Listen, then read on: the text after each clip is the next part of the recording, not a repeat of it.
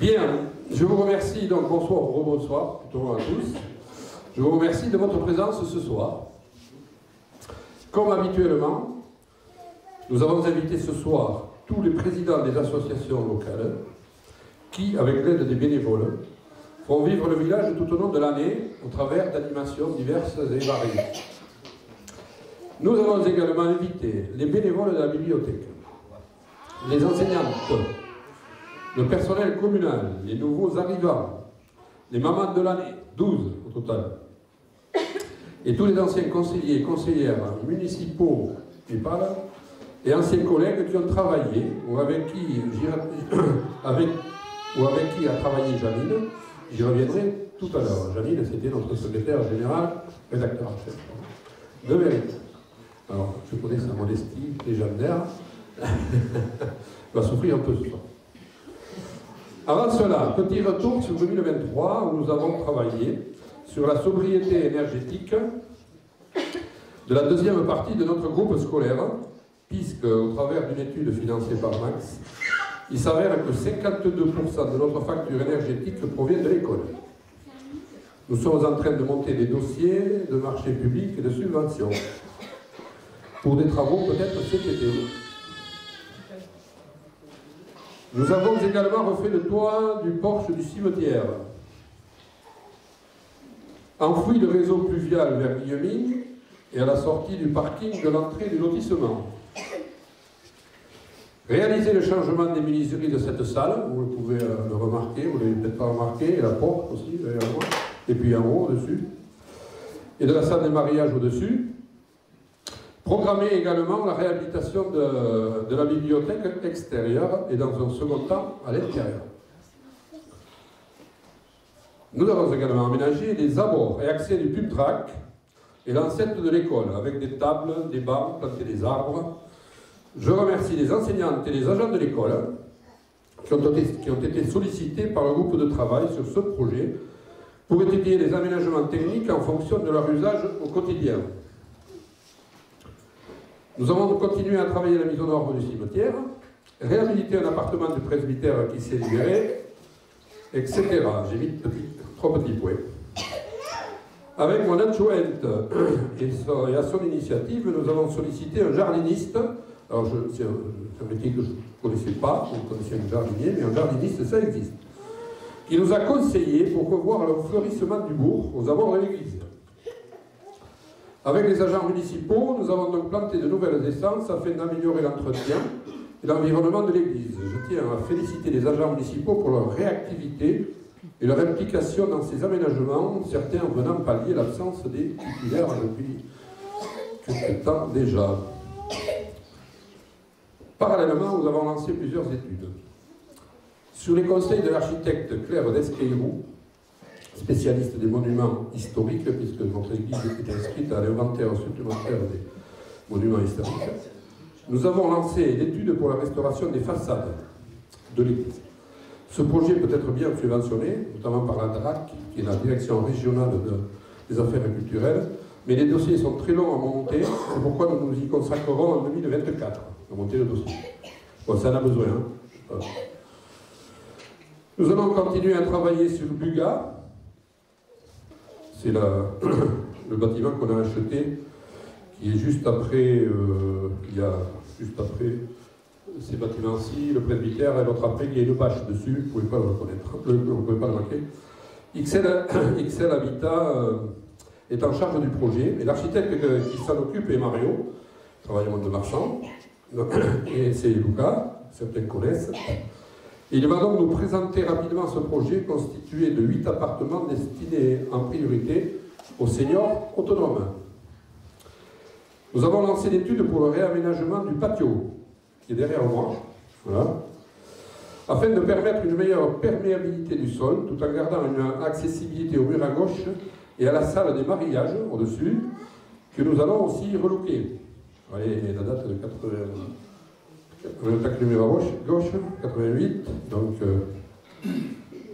nous allons continuer à enfouir certains réseaux, pluvial, fibre et EDF, sur quelques entrées de villages. Nous sommes retenus suite à un appel à projet de l'État dans le cadre des villages d'avenir. ça vient de sortir, pour le projet Bon Coin, actuellement utilisé comme cantine scolaire.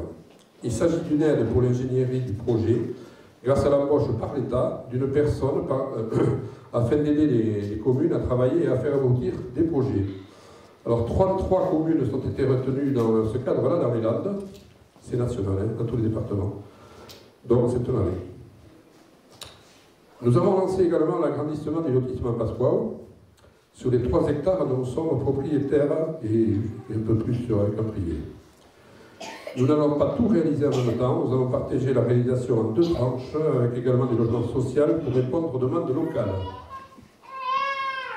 Tous ces projets devraient se concrétiser dans les 2 années et demie qui nous restent jusqu'aux prochaines échéances électorales, comme nous nous y étions engagés. 2 mots sur les structures satellites qui gravitent autour de notre collectivité. La communauté des communes Max a de son côté recalibré les fossés et certaines traversées de route dans la côte du Meron. Ce n'était pas sans besoin lors des gros événements pluvieux. Elle s'engage, Max, également dans l'étude d'un transport à la demande. Alors, vous avez, pour les communes non équipées du transport en commun Yego. Alors, nous, on a Yego, période estivale, qui est gratuit depuis 1er juillet jusqu'à fin août, et qui va à la plage à Cabreton tous les jours. Mais on n'est pas équipé d'un transport en commun plus important, je veux dire. Vous avez reçu, et pour certains répondu à une enquête sur vos destinations. Alors on l'a envoyée, elle est aussi sur Internet, on l'a sur... ça s'adresse en priorité bien sûr aux personnes âgées, mais souvent on peut répondre. Plusieurs systèmes existent pour répondre à ces demandes. Voilà, c'est pour ça Max fait une enquête. Le Sitcom, quant à lui, s'est engagé dans une nouvelle politique de tri de déchets, notamment des biodéchets. Donc vous allez être informé rapidement des modalités de mise en place. Emma a renouvelé les tuyaux de desserte de l'eau potable sur le secteur des Barthes. Voilà, suite à des engagements de renouvellement, moi je m'en occupe un peu, et on a un engagement de renouvellement de 1% par an des tuyaux qu'on a posés depuis 1967, date où l'eau potable est arrivée sur le secteur. Donc 1% sur les 1200 km de réseau qu'on a en entretien. Le SMBAM, alors syndicat mixte du bas ado maritime, c'est lui qui s'occupe des digues, a quant à lui continué à conforter certaines digues et améliorer les protections des cales du côté de l'Orgave notamment. Le récent recensement de la population a fait ressortir un nombre d'habitants de 1240. Depuis 2015 jusqu'à 2021, Sud-Ouest a publié quelques chiffres. Nous avons augmenté de 0,95% ce chiffre, soit 12 habitants de plus par an. J'ai vu des communes voisines, pas mal dans le secteur d'ailleurs, à plus de 3%, ce qui me fait dire que nous avons une progression moyenne et maîtrisée par rapport à certains de nos voisins. En fait, il faut que tous les services suivent d'après. J'en profite pour parler d'un projet de loi. Alors vous allez en entendre parler. Qui est en train d'être étudié et qui comporte des objectifs qui vont se transformer en applications et qui vont nous amener à revoir notre type d'habitat. C'est pour ça que tout le monde, enfin, peut-être pas ici, mais pas mal seront concernés dans l'avenir.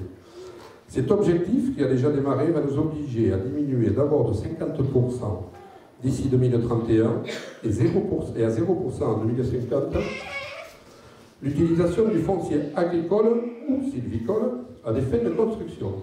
Voilà. Cette obligation s'appelle le ZAN, zéro artificialisation nette.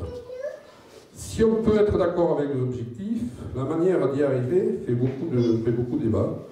Surtout chez les maires ruraux, vous aurez l'occasion d'en entendre reparler d'ici 2030. 30, c'est le mien.